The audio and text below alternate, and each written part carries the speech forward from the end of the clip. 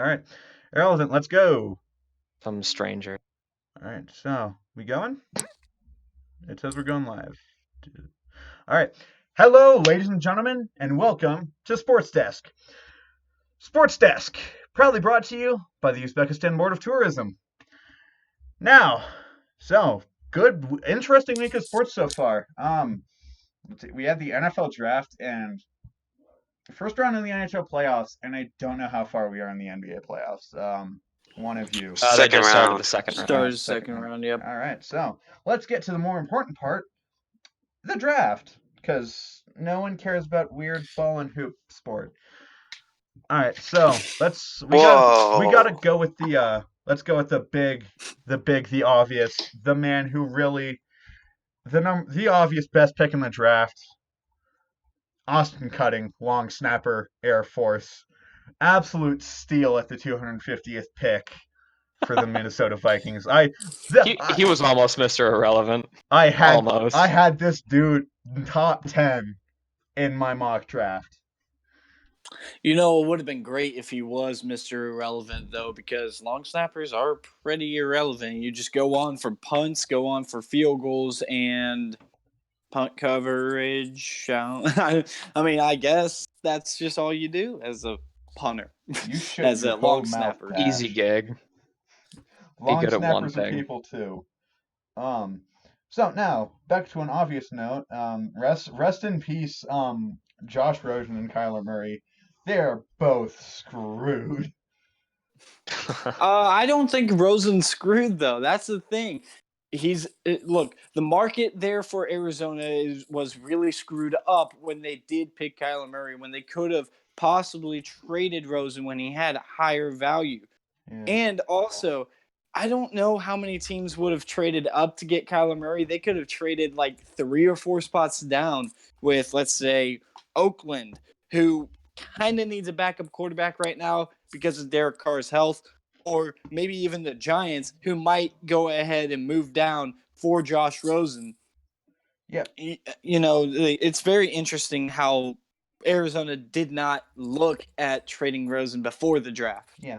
But Batch, here's the thing is like your point of like trading and getting a backup quarterback. I don't know if you really trade like presumably a first round pick to get a backup quarterback. Well, yeah, but here's the thing. You're trading picks here. So Arizona is going to get many different picks. They could have got many different picks from, let's say, the Giants through this draft and next year's draft, and they could have sent off Rosen for just that first-round pick and Josh Rosen. Then they could have got a first-round pick themselves and maybe a later-round pick, a second or third-day pick. That would have been very valuable. And guess where all these teams are winning? The second and third day. That's where all the Patriots kept doing. They tried to trade out their 32nd pick when they picked N'Keal Harry. Yeah. So now let's sort of go more in depth. Obviously, let's start off with the most important, the best name in the draft, and that goes to Rock Ya-Sin, cornerback, Temple. That is a smooth name. I think last year's draft had a more variety of great names, but I think there was Chidobe Awuzie, who everyone just called Cheeto. There was Taco Charles. Oh, Cowboys, yeah. Yeah. Just a really solid name, and not He's a whole playing for lot the Colts this year. Irv Smith, tight end from Alabama. That doesn't sound like a tight end. That sounds like a weatherman. That sounds like we know that's not like an Irv Smith for the touchdown. No, that's now back to Irv Smith for your weekend report. Well, while this name is not a really funny name, Bobby Okereke, all right, got the Pat McAfee guarantee of a Hall of Famer. When Pat McAfee announced that the Indianapolis Colts were going to pick Okereke way down in the third round on day 2. Like I said, guaranteed by Pat McAfee means he's going to be in the Hall of Fame. I mean, he's already written in. Might as well be a 2019 first ballot Hall of Famer already. That's only because Pat McAfee is the Hall of Fame. He embodies it exactly. And let's go for some. What was your guys' biggest surprises of the draft this year? Mine was Jawan Taylor. Mine was Jawan Taylor falling as far as he did. I cannot believe how long he stayed on the board. Oh, where did he go? I'm looking at Jacksonville picked him up early in the second round. Jacksonville early second. That is a. And the one team that I look at that I just can't reason why they didn't pick him was Houston, especially with the guy they took instead. It was like a late second, early third round pick. They went with Titus Howard instead of Jawan Taylor, who was right there, clearly the better prospect. But they don't do. I'm just dumbfounded about how many teams were passing him up. Coaching, because there were a lot of tackles that went before Taylor finally did. Yeah, there's got to be some kind of connection if Titus Howard is going to go before Jawan Taylor, Dalton Risner, and all that. Well, here's the thing, too, that I saw was a lot of mock drafts, and including my mock draft, had Jacksonville picking up Jawan Taylor with that 7th pick, but then again, most people expected Josh Allen to go in the top 5. Josh Allen kind of fell into Jacksonville's lap, and then Jawan Taylor in the second round somehow slid. Like, he was a top 10 guy for most boards, and Jacksonville was able to pick him up. Jacksonville had the first two rounds out of anyone just because of that. Yeah. And my biggest surprise was mine's around where did he go? Andy Isabella, the wide receiver from UMass. He went to Arizona, and it's not because of where he went, it's more to who he went to. Andy Isabella is 5'9". He plays wide receiver, and he's not playing for the Patriots next year. So that's my surprise, because he is Bill Belichick's wet dream, Andy Isabella. He's small wide receiver. Yes. He is Danny Amendola, Chris Hogan, and no, not Chris Hogan. Chris Hogan's 6'2". Chris Hogan doesn't. I mean, yeah, but he can still run in the slot, and he's a quick guy. I get that Wes Chris Welker. Hogan has Wes Welker as well. I get that Chris Hogan has height over him, but Hogan's a pretty lean guy who's very quick and runs in the slot. And Andy Isabella, honestly, that was one of my favorite picks from Arizona for this draft, because I wasn't positive on Kyler Murray. I'm not going to be until I see him produce at the NFL level. But I can tell you that Andy Isabella is going to be a mismatch in the slot, and he's going to be able to learn something from Larry Fitzgerald this season. Now, one thing I feel like we have to touch on is rest in peace, New York Giants fans. Yes, Daniel very much, yes. Jones, 6 Oh my overall. Over Dwayne Haskins. And that's the elephant. Yeah. That's the elephant in the draft room as just days will go along. It will be something. And it's not just that, too. What they did in the first round, what Gettleman did, was honestly surprising. Picking up Dexter Lawrence with that 17th pick that they had, a guy with character issues, and controversial or not, he was kicked out of the play. Not necessarily kicked out, but he was suspended for the playoff games against Alabama. I don't know if I want him on the team. And then trading up to pick up DeAndre Baker when there are plenty of good corners that you could have got with that 6th pick, I just don't get it. Also, I'm on the Wikipedia article because I'm like a plebeian. Just looking at that DeAndre Baker trade with so many teams in the making. It says in the little notes where it's from whoever won this, it says from New Orleans via Green Bay and Seattle. All the signs were telling you do not make this pick someone else. Well, you know what this caused was guys like Trayvon Mullen, guys like Sean Bunning, guys like Jawan Williams from Vanderbilt, and guys like Greedy Williams, maybe the best lockdown corner in this draft, falling to the Browns. The Browns got a big steal because of Gettleman's mistake. The Browns are gonna be scary next year. They are gonna be so good because now they're gonna pair him with who did they get last year? Denzel Ward. Denzel Ward. Yep. First round, fourth pick after they got 2 top 5 picks last year, and for the first time in a while, Cleveland has hit, and now they're hands down. I don't think anyone's going to argue. They're hands down the favorite in the AFC North. Everyone but Stephen A. Smith says that. Yeah, but that's Stephen A. Smith. What does he know? Yeah, you can't trust him. Also, here's a pick that I was really confused about. I mean, maybe it's because I wasn't following this draft class as closely as I probably wanted to. Will Grier to the Panthers sort of confuses me because dude's not exactly in. Because Cam Newton not exactly injured a whole lot, and I don't know if Will Grier's tall and he can move, but I don't know. It's just I can't really wrap my head around that pick. Yeah. Well, I know Cam Newton was injured for the later part of last season with the shoulder injury, so I guess they wanted a quality backup if Cam goes out again. Yeah. But then so that's my look on it. But then you got to talk about other teams passing up on Will Grier. Excuse me. I was actually surprised he fell so far. I thought he would have went, second round.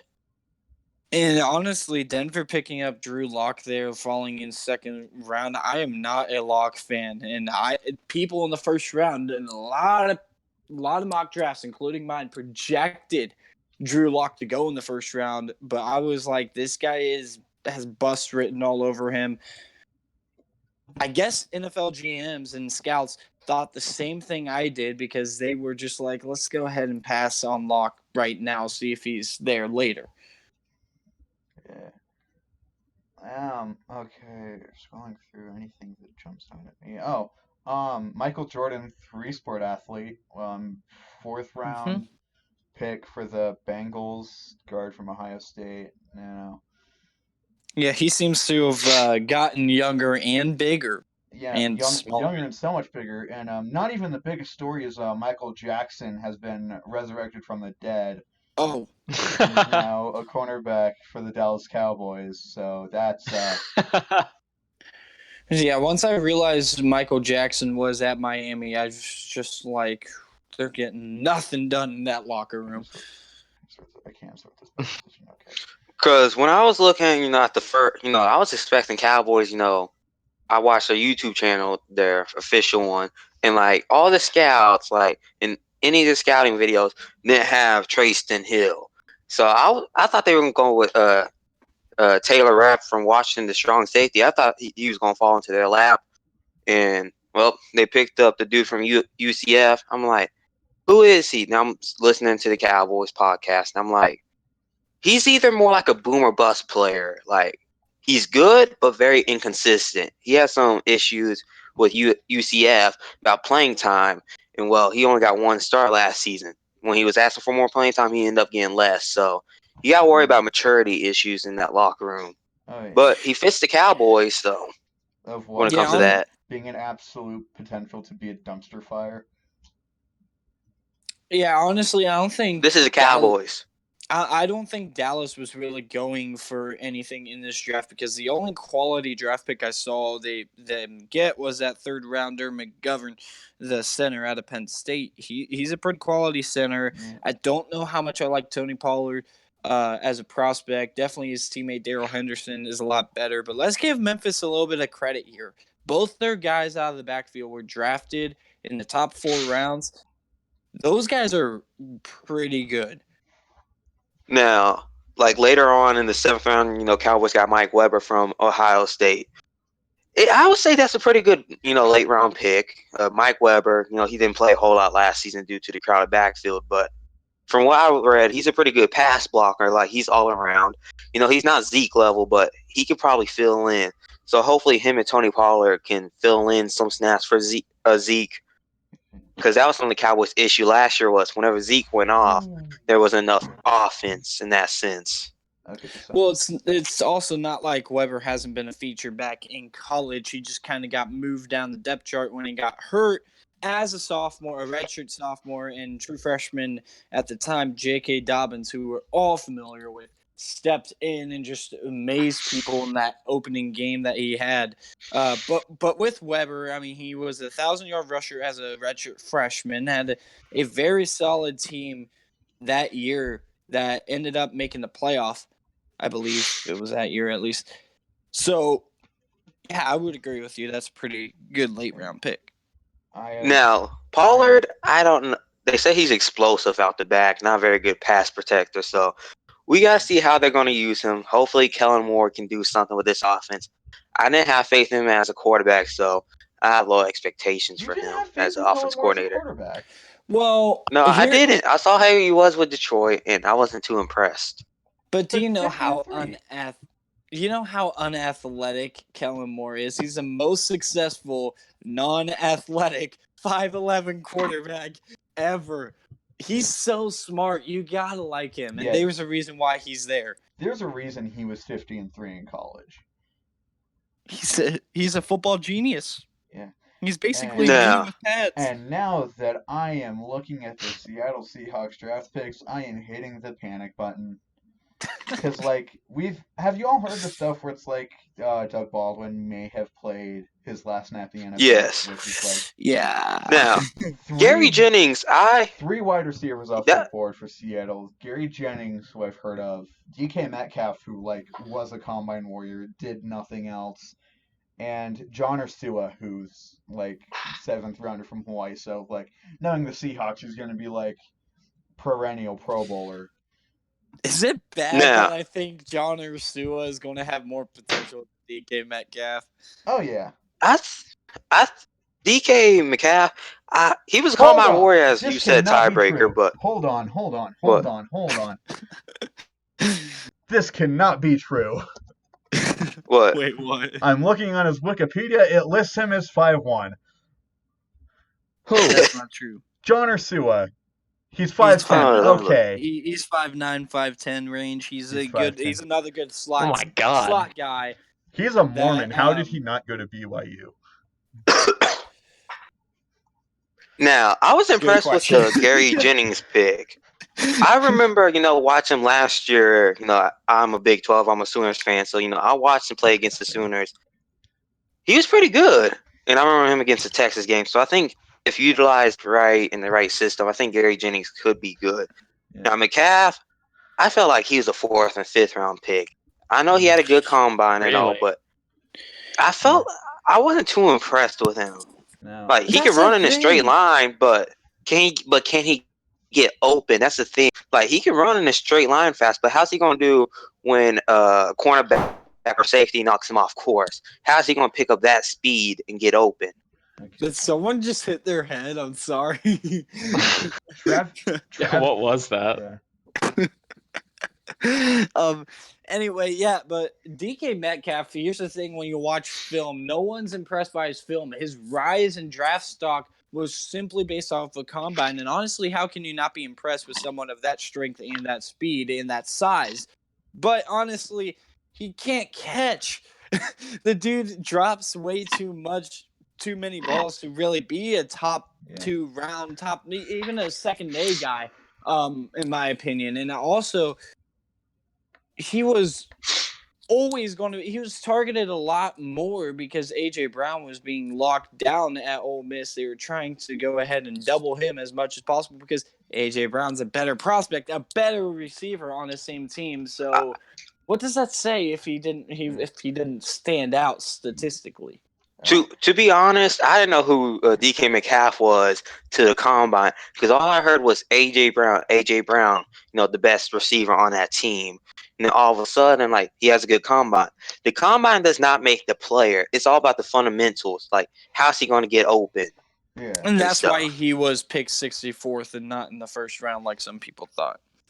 I think he's there to catch, like, Russell Wilson's desperation long balls when he's getting sacked because we did nothing to address the offensive line.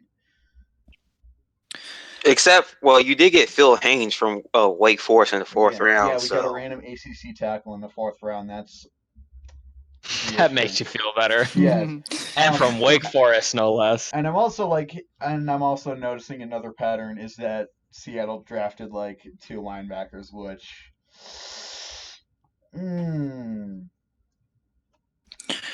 they better re-sign Bobby. That's all I'm gonna say. now I know Ben Burke-Kirvin. I know he was pretty good at Washington last season, so he should be able to fill in.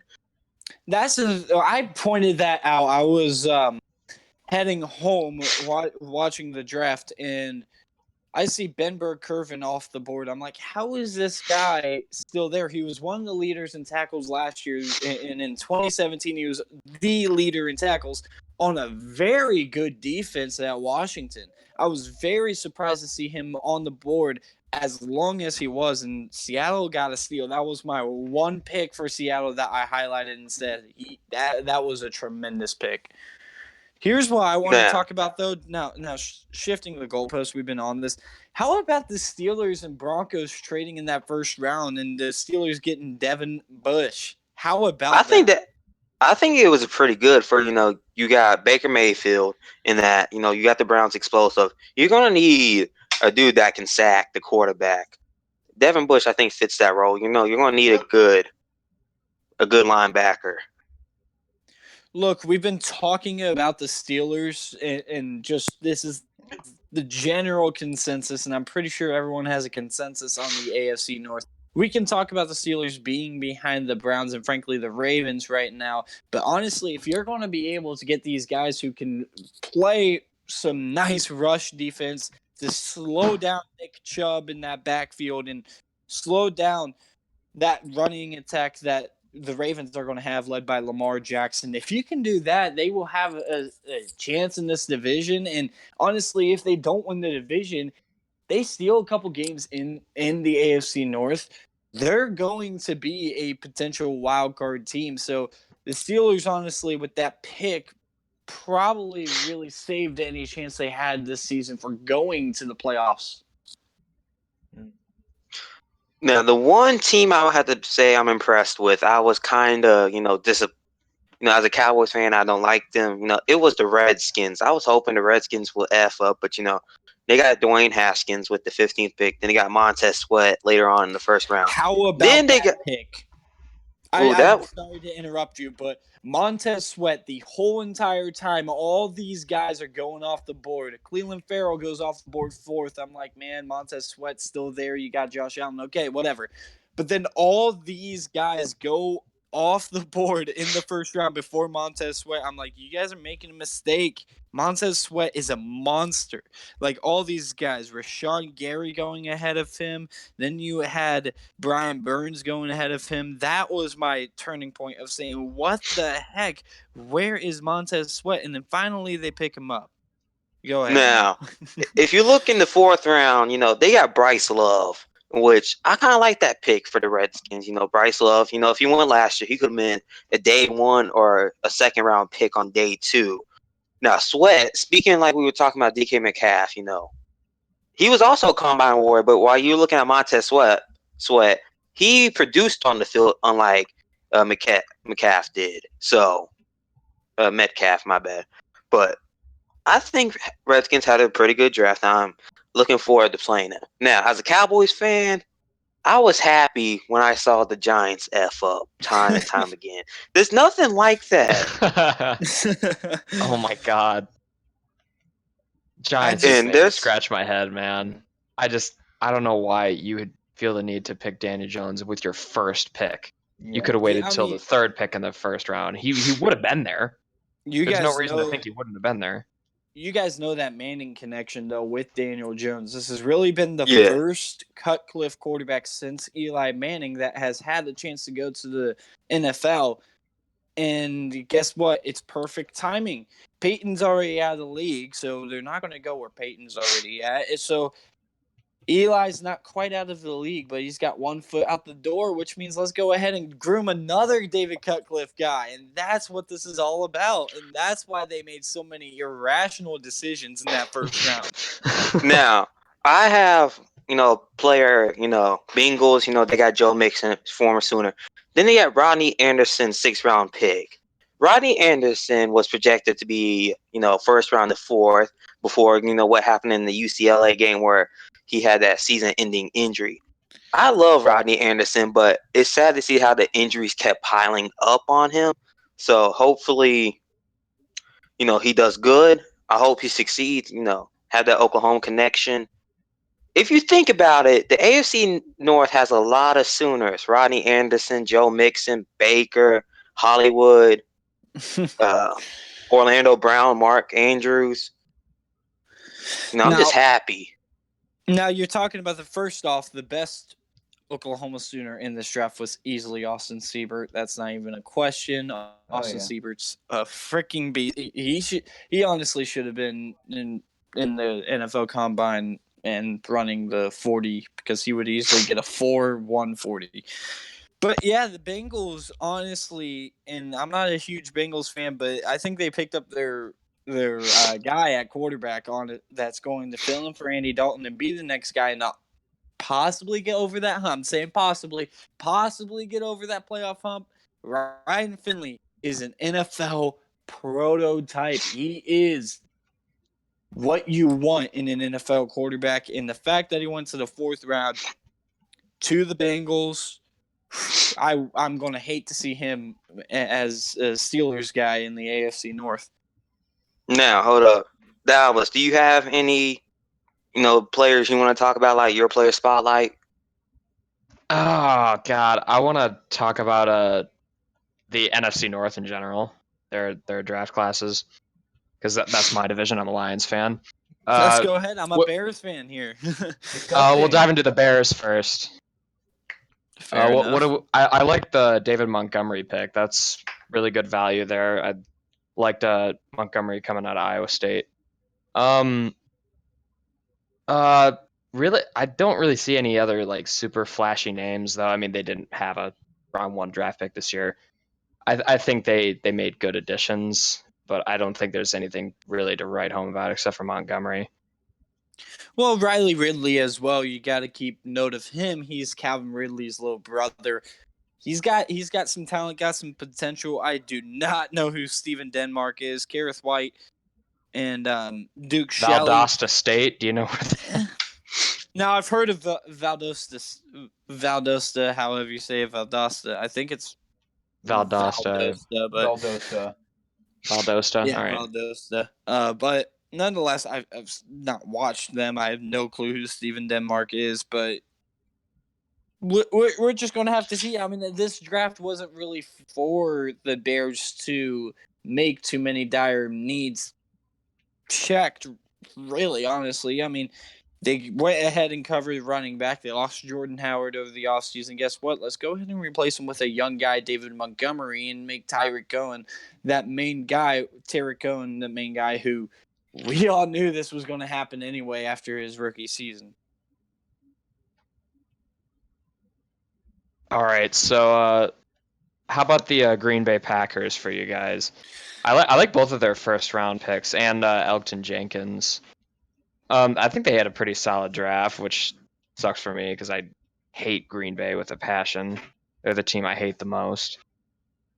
But I like the Darnell Savage pick. That was good. And I mean, I kind of don't think Rashawn Gary should have been that high, but I mean, I'm not going to fault him too much for that. See, with Taylor Rapp still on the board, though, is Darnell Savage really? Yeah, that's the thing.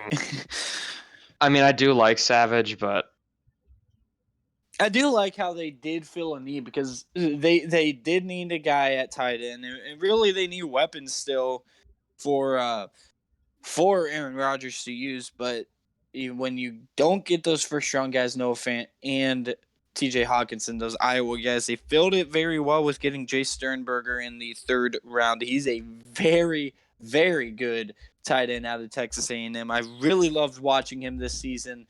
I really loved watching Texas A&M. I thought there was a lot of talent on that Texas A&M roster this season, but nonetheless, Sternberger stood out to me as a prospect.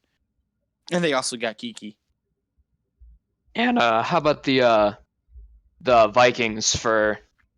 I like Garrett Bradbury. That one's a good one. Irv Smith, not a bad pick either.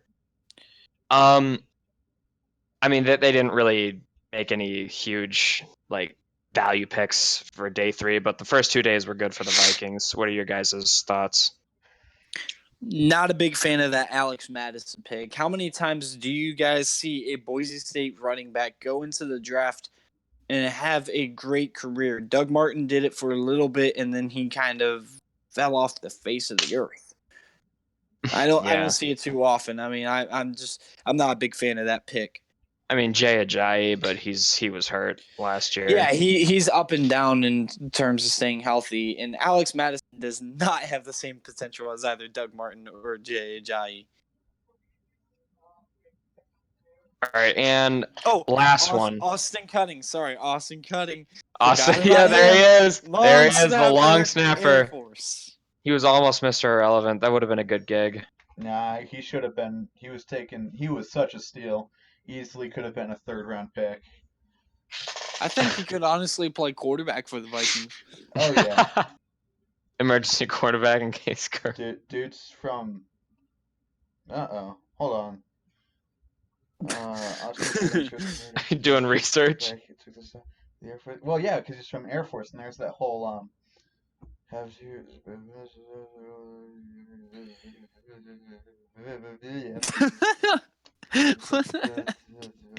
What are you mumbling? I'm reading the Austin Cutting to serve his country, but how he could serve in the. Okay, so he's gonna be in the Air Force in the off season and then be back. Okay, so he's gonna knock off this 24-month thing in the off season. Okay. Okay. That clears it. And last but probably least, the Lions. Exist. Okay, I moving think they had a quietly good draft class. I mean, it's not anything. I liked all the picks except for maybe Jelani Tavai out of Hawaii. I feel like that's a just a little bit overvalued there as a 2nd-round pick. I don't know. I like Tavai. I really do as an outside linebacker. I think it was too valued as a 2nd-round pick. I think he fits the system really well in Detroit, what they're trying to build there. The only thing is, what were you going to do with an outside linebacker? There's not too many guys here. You could have waited a little bit longer and get someone like Christian Miller or Drew Tranquil, or heck, Roshan Joseph went in the 5th round. But honestly, he's a high-risk, high-reward type guy. I'm fine with that pick if I'm a Detroit Lions fan, to be honest. I'm fine with all these picks if I'm a Lions fan. I don't see really a bad one. Round 1 through 7. It looked good. Like, how do you get Isaac Nada? Isaac Nada in the 7th round? That's good depth at the tight end position. And TJ Hawkinson, obviously, he's the best tight end prospect in the draft, and the Lions picked him up. I mean, he is an instant upgrade to the entire offense. So I can get behind that, and I also like the value picks in the 4th and 5th round with Austin Bryant and Amani Oruwariye. I'm surprised that Penn State corner fell that far, but Detroit picked him up. That's great value there. You get Travis Fulgham too. That dude's a freaking animal. Yeah. All right, so I think we've just about done the draft all to death. And now because Basically. I see it in the live podcast chat. Let's move on to the Stanley Cup playoffs. The playoffs where you can't tell who's going to win the Cup before the season starts. I like that. NBA. No, what was that? So where do we start? I feel like we got to start. Where can we start? How about that Western Conference, the President's Trophy winner and the defending Stanley Cup champion? One of the best teams in the league and the President's Trophy, both swept in round 1 by the Blue Jackets and they're in the Islanders. Eastern. Are you trying to say something about the Blue Jackets? That's Eastern Conference. Eastern. Yeah. The Tampa Bay Lightning. Oh my God, they got slapped around. How does it feel, Penguins and Lightning fans, know that you have as many playoff wins this season as the Vancouver Canucks? Oh, I'm just I- happy. I feel like the Penguins were doomed because the team just isn't built for cup runs anymore. I don't think. Wheels were bound to fall off eventually. I think last year that was really their last hurrah, and it didn't. They lost to the Capitals, And now, so I think it's time to rebuild there. I mean, we'll see if ownership can accept that, but I'm I'm happy about my Dallas Stars. we'll You know, get to making the it to the Western second Conference. round Calm right down. now. We got Oh. two we're in other the East teams. right now. Hold on. Oh, Yeah, we'll get what? to the West. We have two. need to Oh, I talk didn't know we about- were doing the East Conference. I didn't know we were doing that. We're on two. Yes, that Western Conference powerhouse in Columbus, Ohio. Well, to be fair, Columbus used to be in the West, but they moved. Yeah, That's when let's not every talk team about. in hockey Let's was not in the talk East about Conference. back when we were in the West, please. All right. Yeah, but here's the thing with that Lightning Blue Jackets series is the Blue Jackets have had potential all season long to be great, and they would go through stretches in the regular season where they would show off that greatness, dominate teams that they really shouldn't dominate, like the Sharks and the Islanders, for example. But then they would go and get shut out in some of these games, so they would honestly go through stretches of good and stretches of bad. And when you're having to defend only basically Steven Stamkos and Tyler Johnson, and that's all you really have to contain, I don't really know if the Blue Jackets had it that difficult. Yeah, I mean the Lightning really just didn't come out strong at all. They were getting pushed around the entire series. They just weren't there. They're like, okay, we got our President's Trophy. We're out, pretty much. Bye. And See you next year. Let's talk about what is quickly becoming my favorite team. The Washington Capitals versus the bunch of jerks. My gosh, dude. The Carolina Hurricanes upset the Capitals. I honestly can't believe that. Such a fun team, the Carolina Hurricanes. And this is mostly because like their main thing throughout the season with like their celebrations and stuff was just pissing off like the old Eastern Canadian teams, and I am all about that. You have your over-the-top celebrations. You have your Canes win. You have your bunch of jerk shirts. You do you, Carolina. And fighting through adversity too. How do you lose 6-0 in Game 5 to go down in the series 3-2 and then win the next 2 games? That just makes no sense. Yeah, that's the thing. It's like the Carolina Hurricanes, they're in Carolina. They should not be good at hockey, but they are anyway. Neither should Dallas. Yeah. Yeah, I mean, like now look at the Hurricanes. They're up 2-0 on the Islanders early in that series. They won both of them in Brooklyn, so now they're going back to Raleigh with all that momentum. We may see a sweep because the Islanders haven't really looked impressive on offense, but we'll see there.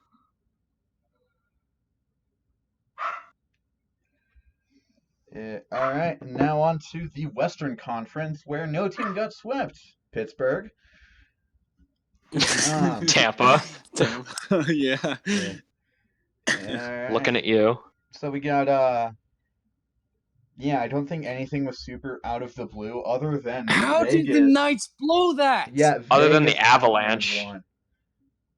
Flames just totally wetting the bed. Yeah, and like the Avalanche, That was a surprise. They're like my biggest surprise because at one point they were literally the most average team, like statistically, like 26-26 at home, 26-26 on the road, 0 goal differential, and then like they go to the playoffs and they beat Calgary, who was like just the lit up the number 1 Flames. seed. Oh yeah, also interesting thing to note, no division winner won their opening round series this year. No division winners. All of them lost.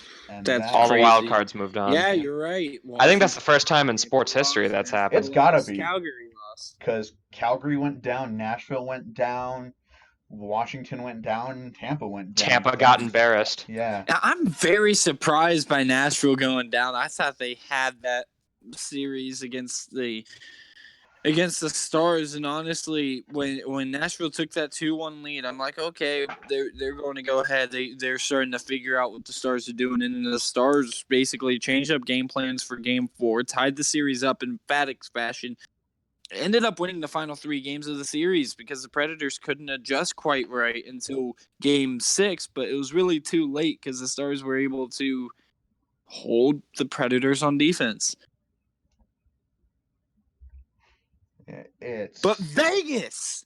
Oh, Vegas. Vegas. Gunned down. Welcome to the NFL. Don't say or that. The NHL, not the NFL.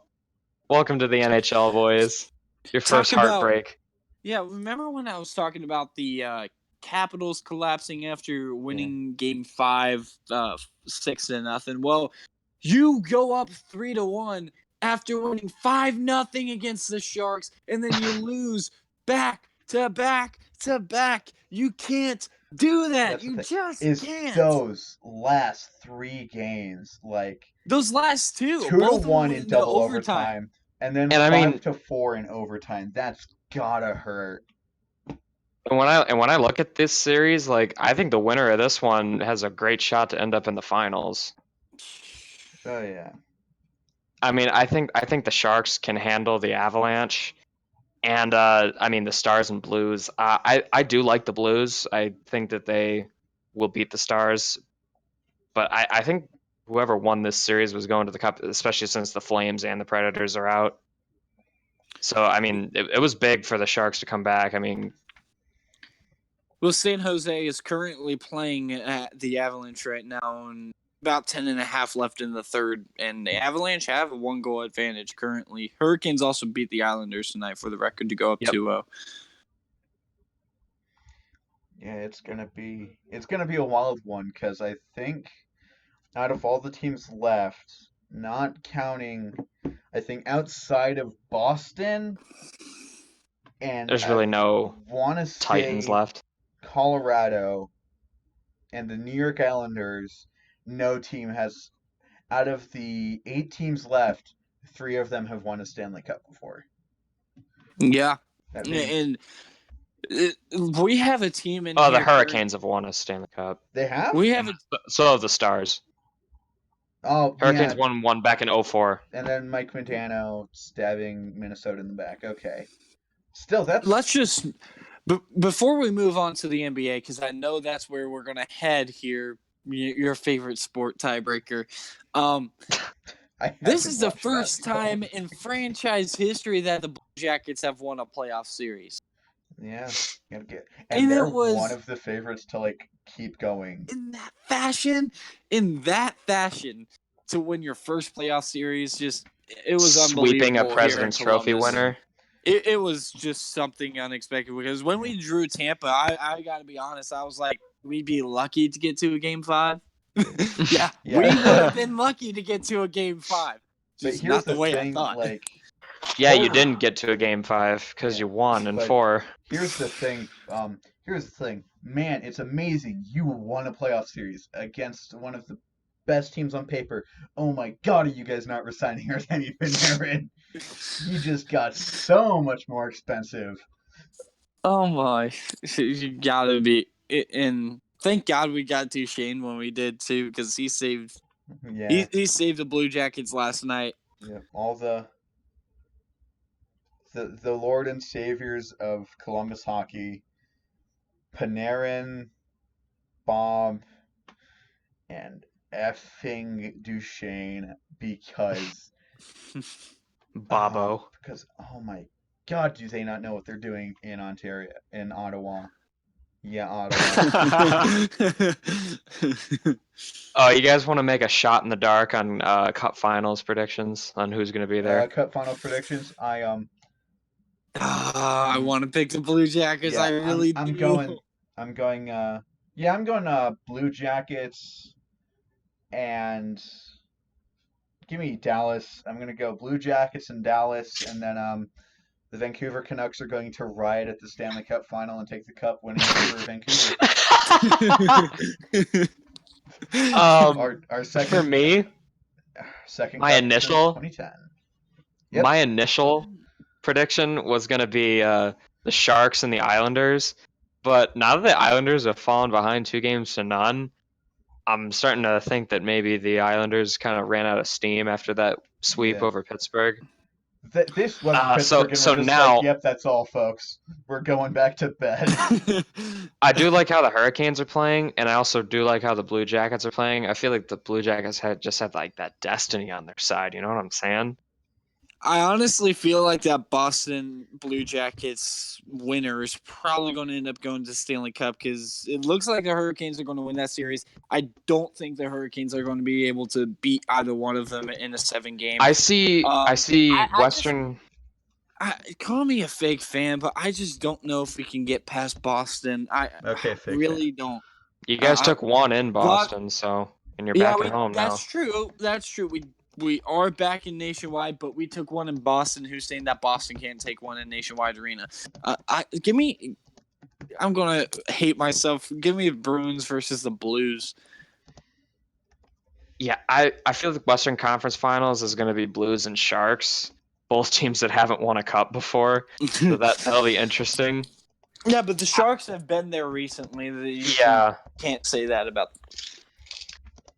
Yeah, and I'm liking the Hurricane stuff right now. I mean, I was high on the Islanders coming out of that series because they handled Pittsburgh pretty well, but their offense has kind of been stagnant. So yeah, they're such an up and down bipolar team this season.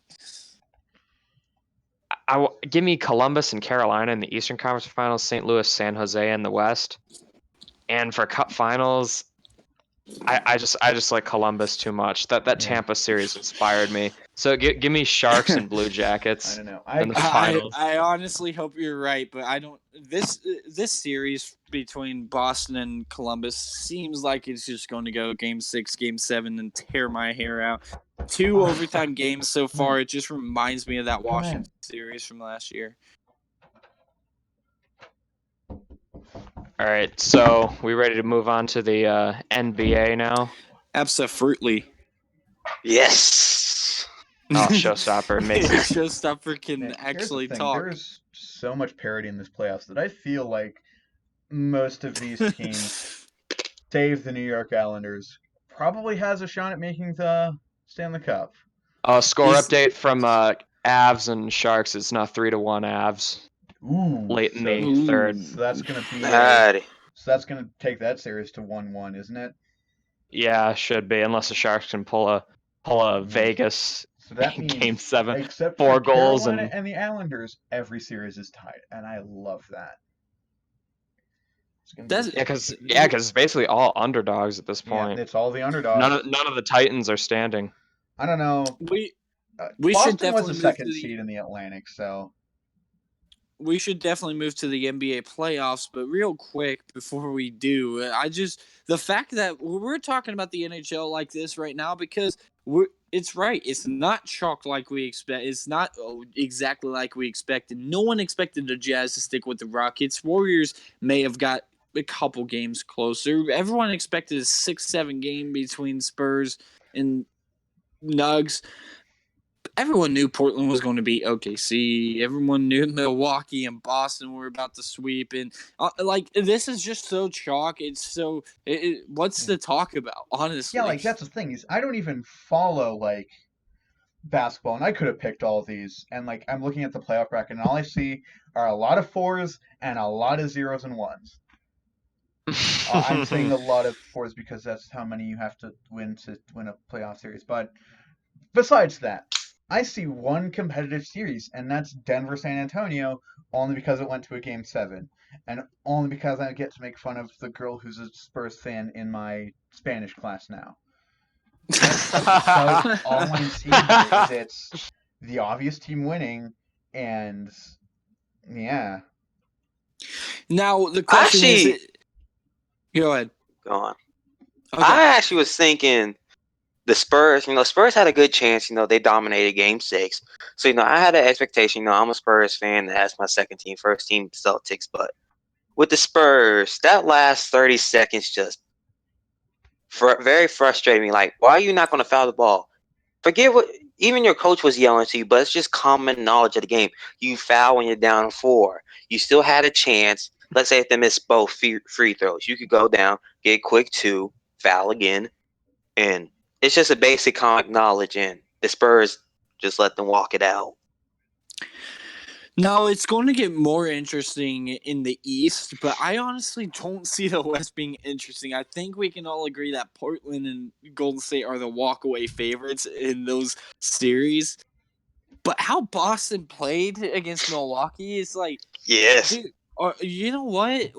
Are we going to just write in Boston already? Because, look, I had Boston and Golden State going and playing each other in the finals in the preseason. Thank you. I'm not the only one.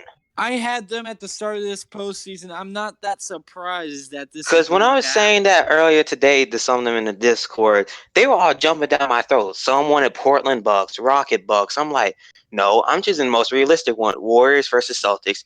And this was before what the Celtics did. Milwaukee, they haven't proven anything yet. They got the best record in the NBA, but what have they done in the playoffs? They swept through Detroit, but that wasn't challenging. But Pistons Celtics, they might have swept. Celtics might have swept the Pacers, but it wasn't that easy of a game. Celtics had to grind through that one out because the Pacers are that type of team. Now, the Pacers are miles ahead of Brooklyn, Orlando, and Detroit talent. Now, don't get me wrong. I'm happy for that Brooklyn made it, after what happened a few years ago and the Billy King situation as the GM. Thank you again, Billy King, for all of our draft picks. But Orlando, I was surprised that they pulled one out on Toronto early on in the first round. But with the Celtics, Milwaukee, they were overconfident. They blew a lot of teams out by double digits this season. Most of their wins were. And Celtics just came and hit them in the mouth. Now, Paul Pierce said the series is already over, but as I have learned, look at the Warriors. Everyone had written the Cavs off 3-1. It's a 7-game series. I expect the Bucks to possibly win this game. And then I see the Celtics winning game 6 at home. But, a lot of people were, coming at me because I said Celtics versus Warriors. Okay, this. And I can't really speak here because I just don't follow basketball that much, but oh my god. We went from like parity central where every series was close and all the sweeps had the underdogs coming out on first 2. Everyone who should win does win in the NBA Finals. There's no real Cinderella story. Seeds 1, 2, 3, and 4 win. End of story. Now, hold up. Play of the first round was Damian Lillard's buzzer beater to win Game 5 and to win the series. That was a beautiful shot. That was honestly supposed to be the best series in the first round, and Damian Lillard just said, "Nah, that's not going to happen." Nah. Like, one reason, I used to like OKC. I always liked KD. I'm not happy he went to the Warriors, but it is what it is. But I never truly liked Russell Westbrook because I always felt like it was always the Russell Westbrook show. Like, I feel like he's a ball hog. Stop right now. Is Showstopper saying that he has always been a fan of a Texas alum?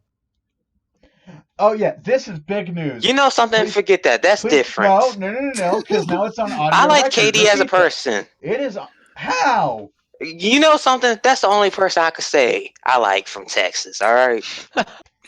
Ooh. But you don't like Sam Ellinger? Yikes. You don't like Lance Armstrong? Yikes. No. You don't like yourself? You're from Texas.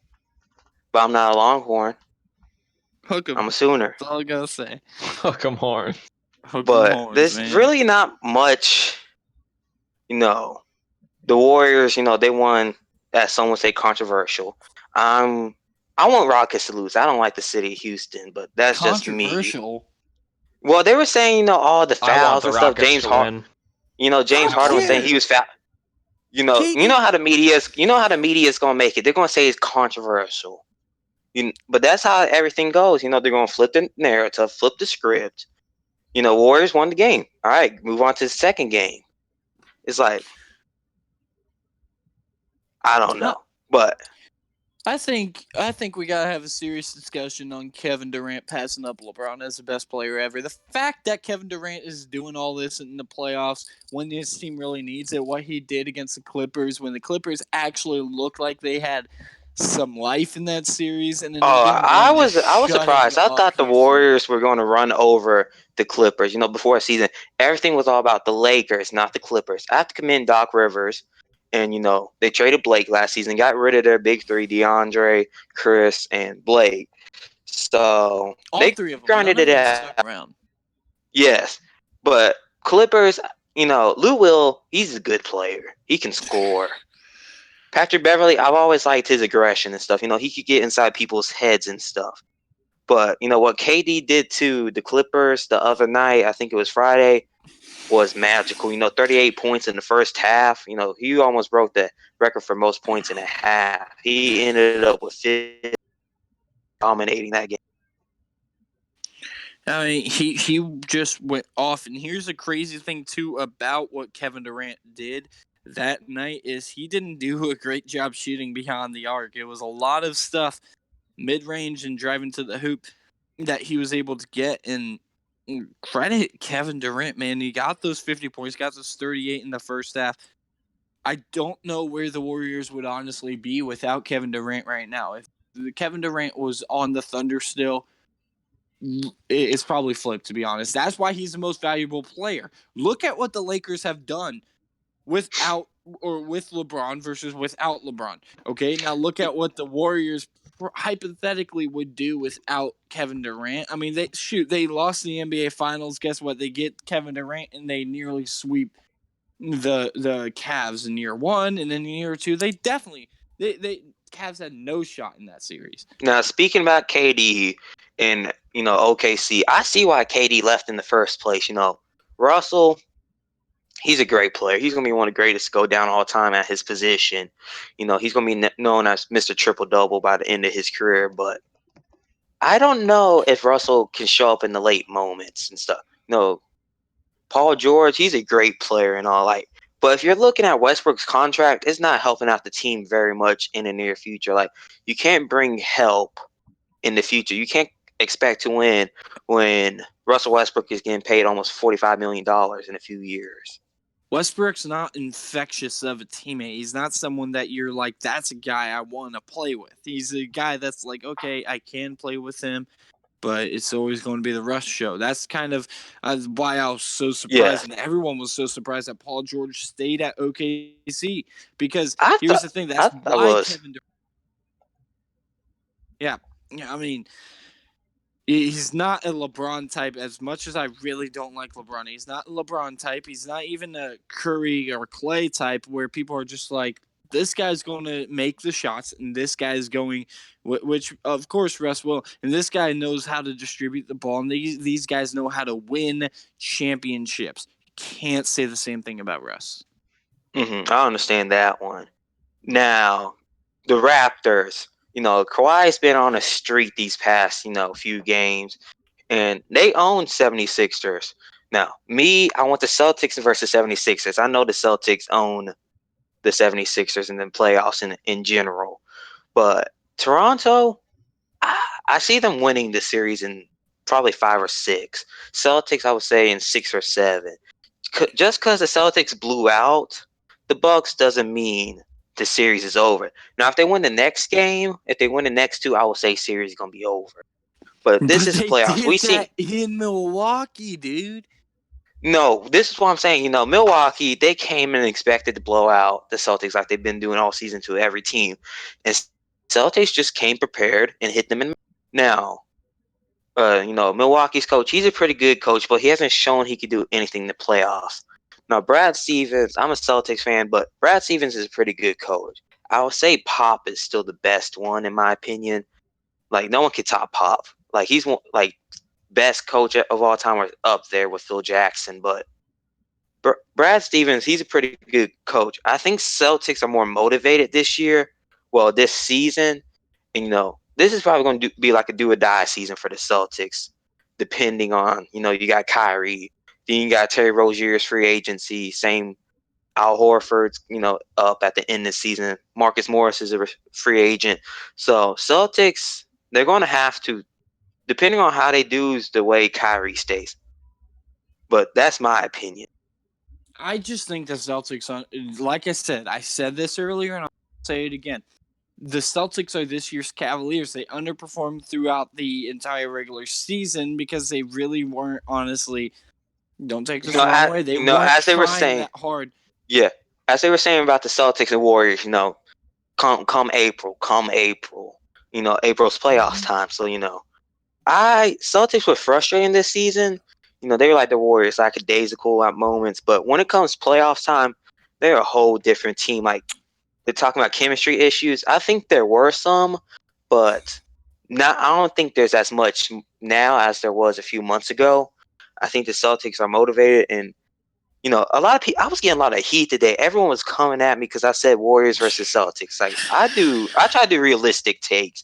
I know everybody doesn't want the Celtics because how many championships they got, and they don't want the Warriors because with the Warriors' history these past few years. But looking realistically, Celtics is the 4th seed, but they could have been 1st seed if they wanted to be.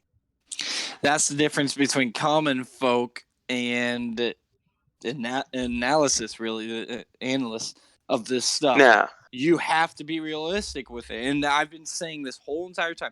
Warriors, Celtics, best team in the West is the Warriors. Best team in the East is the Celtics. Talent-wise, it's going to come together. That's how basketball works lately. That's how basketball's been since LeBron went to Miami. It's just been the best team from each side, regardless of what seed you have. But talent-wise, who's got the best players? They're going to the NBA Finals. Now, because the Celtics blew out the Bucks, which I was happy about, I saw that game. Al Horford locked down Giannis Antetokounmpo, but the series is far from over. Anything, as I said, anything can happen. Anything's possible. Injury could happen. But the Milwaukee Bucks, as I think it was Jalen Rose or Chauncey Billups, they were saying, the missing presence of Malcolm Brogdon in the first, even though they blew out the Pistons, you could tell it was a different team. So that's going to affect them because Brogdon's supposed to be out for game 2, possibly come back for game 3. So Celtics have to take advantage on Tuesday, 8 Eastern. They have to win this next game. And then they go back to TD Garden back in Boston where it's their own crowd, their own people. So it's going to be interesting to see. Last thing we're going to say on this topic of the NBA playoffs, if Boston wins game 2, the series is over.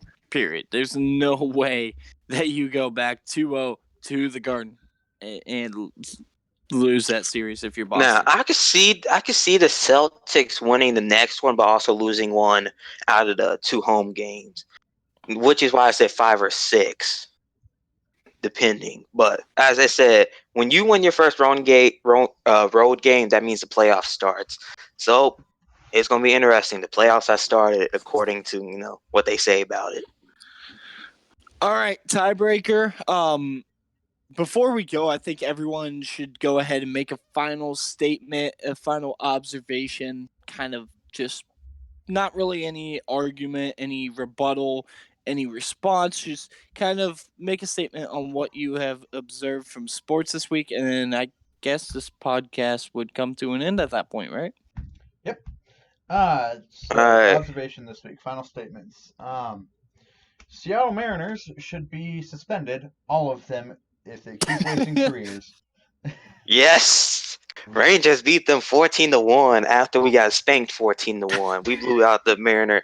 I am happy. Even if we get like a 500 show. Hey, we got blown out the other day. I'm happy. Well, I think we're 14-13. To my standards, I was expecting, we were gonna be 8 and something by now. 8-16. So I'm surprised. Like, the thing with the Rangers, they are the most frustrating team out of all my favorite teams to watch. Okay, so the Rangers we have no we all know pitching. that. What's the point? Are we getting? Rangers can score, but they cannot pitch. That's why you got to put. It's like the fact with the Rangers. We can win. Give your statement. Yep, batch on this week in review. Yep. All right. Okay, your rant is over. Your team Showstopper. sucks. We get it. Okay, mine is The series is far from over from the Rockets and Bucks series. I expect it to What? be close games, but Wait, what? no. Rockets Well, and I'm saying Bucks. Rockets, no. I was saying Warriors, no. I was talking. No, I Bucks, was saying Celtics. no. I was saying the Rockets series and the Oh, Bucks gotcha. series. Never mind. That's what I was trying to say. But it's far from over. It's been an entertaining week. With the buzzer beater. Portland, KD's. It's been an interesting week in the NBA playoffs. But Celtics, the series is far from over. But that's all I gotta say. What about you, the Obelisk?